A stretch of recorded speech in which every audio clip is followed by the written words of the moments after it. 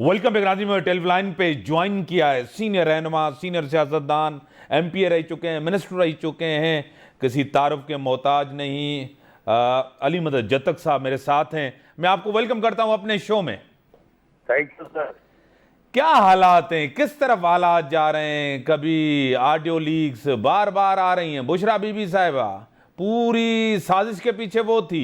जिस तरह का बयानिया गद्दार कहा जाए, मुखालफिन को इदारों पे तनकीद की जाए, अब तो ऑडियो लीक भी आ गई है। क्या कहेंगे जतक साहब?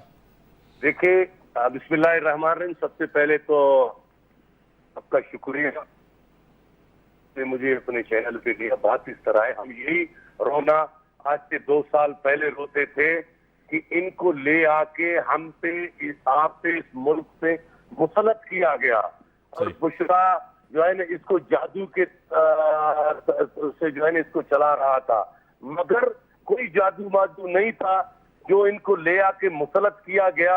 आज उन लोगों ने हाथ उठाया तो ये 5000 लोग इकट्ठे नहीं कर रहे हैं और यही बुशरा बहुत बड़ा तीरनी समझते थे। मगर आप देखें कि वो लोगों को फोन करके कहती है कि आप फिलानी का पगड़ी उतारो, फिलानी को ये इसी तरह जो हम लोग बोलते हैं नियाजी जोड़, जो पीपल्स पार्टी के सीनियर मोस्ट सीनियरों को सबको जेल में, खुर्शीद शाह, अतीफ फरियाद, आसिफ अली जरदारी, वो केसों में जो कि 12 साल पहले 12 साल जेल काटा और 12 साल पहले उसमें बाइज्जत बरी हुआ, मगर उन पुराने केसों में फिर उसको जेलों में जो है ना उसको अपना बंद किया गया। केसों में आज तक हम उसी टाइम कहते थे कि सियासी इंतकामी कार्रवाइयां कर रहे हैं। पीपल्स पार्टी फेडरेशन की पार्टी है, फेडरेशन को मजबूत करने वाला पार्टी है। आज भी पीपल्स पार्टी ने इस मुल्क को देवालिया से बचा दिया। हकीकत अगर कोई समझे, मगर बदकिस्मती से कोई समझता नहीं है। सही, आप ठीक है, आपने ये सही बात की कि परफॉर्म नहीं कर पा रहे, लेकिन आप भी देखिए अवाम में जाते हैं। जतक साहब, आपको खुद पता है, आपने पूरी पार्टी की सदारत भी आपके पास थी, बलूचिस्तान का हाल भी आपके सामने, गरीब लोगों का गुजारा किस तरह होगा, महंगाई आपके सामने इतनी बढ़ गई। आपने खुद चेयरमैन साहब के साथ थे जब लॉन्ग मार्च किया गया, उस टाइम महंगाई के खिलाफ आप मार्च कर रहे थे।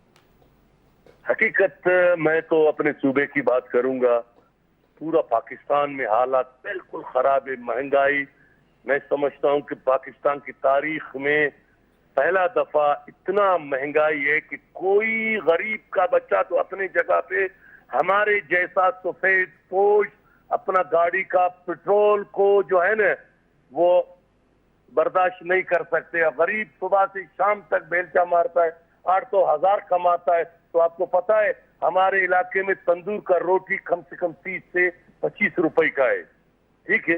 तो अगर वो सूखा भी खावे ने फिर भी पूरा नहीं होता है। बहुत बड़ा महंगाई है, अल्लाह माफ करे। सारा इमरान का IMF से मायदा करके जो है ना ये महंगाई का तूफान जो है ना आज जो पाकिस्तान में चल रहा है, अल्लाह इस पे खैर करे।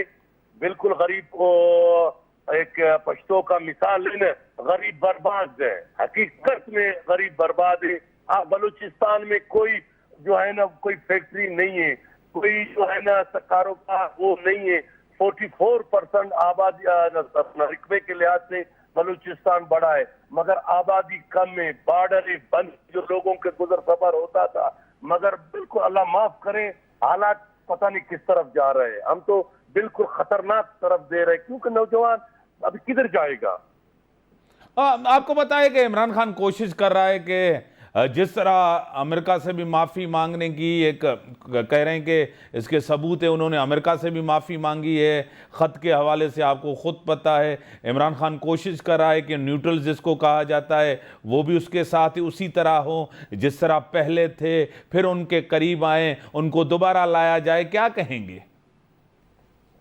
बात इस तरह है, देखो मैं आपको एक बात बताऊं, जो लैंग्वेज इस्तेमाल कर रहा है इमरान खान, मैं हकीकत बात बता रहा हूं कि इस तरह अगर कोई सिंधी या बलोच अगर इस तरह लैंग्वेज फौज के खिलाफ बोलता तो आज उसको लटकाया जाता या जेल के अंदर होता।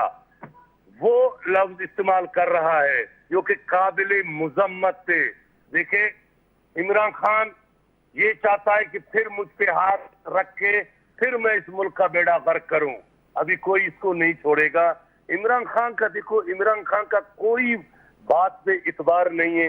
इमरान खान सुबह और झूठ बोलता है, दोपहर को और बोलता है। ये कोई सियासी लीडर नहीं है।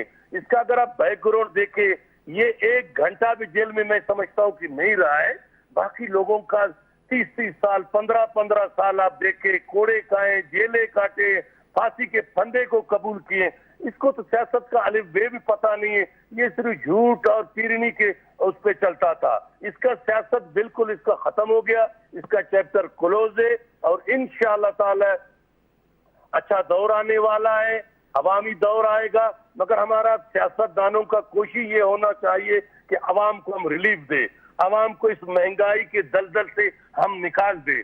जब तक हम अवाम को महंगाई के दलदल से नहीं निकालेंगे तो हालात खराबी की तरफ जाएंगे। क्या अब हल इसका पूरा ये है कि आपको पता है कि सियासी अदम इस्तेकाम है, मुआशी अदम इस्तेकाम, इमरान खान इससे फायदा उठाना चाहते हैं। इलेक्शन टाइम से पहले अगर कुछ महीने हो जाएं तो इसमें क्या क्या मतलब इसमें कोई बुराई तो नहीं है जदक साहब? नहीं है, मगर देखे पाकिस्तान की मैशियत को पहले ठीक करो। देखे आपके पास मुश्किल से तनख्वाहों की पैसे नहीं है। जर्नल इलेक्शन पे कितना अरब रुपए खर्च हो जाता है। इधर से आपने कर्जे नहीं दिया है, इधर से बेरोजगारी है, इधर से तमाम। अगर अभी इलेक्शन की ऐलान किया जाए, आप देखे पैसे नहीं है। जब पैसे मिलेंगे तो इलेक्शन ऐलान हो जाएगा और इलेक्शन वक्त पे इंशाल्लाह होगा। सब तैयारी में। पीपल्स पार्टी तो चाहता है कि इलेक्शन वक्त पे हो, मगर पाकिस्तान में पैसे नहीं है। इलेक्शन पे बहुत बड़ा खर्चा होता है। और सबसे बड़ा ये कि मैशियत को ठीक करना है, मुल्क की हालात को ठीक करना है। जब तक आप मुल्क की हालात को ठीक नहीं करोगे, पेट्रोल आपका 300 को पहुंच गया, डीजल आपका 350 को पहुंच गया है, तो आप बता दो किस इसी हालात में कैसा इलेक्शन होगा। बड़ी मेहरबानी मोहतरम जनाब अली मदद जतक साहब, सीनियर रहनुमा पाकिस्तान पीपल्स पार्टी के बलूचिस्तान से उनका ताल्लुक़ है। उन जो मौक़िफ़ था वो महंगाई बेरोज़गारी पंहिंजे उरूज ते आहे। इन सां गॾु ईंदो इजाज़त। अल्लाह हाफ़िज़।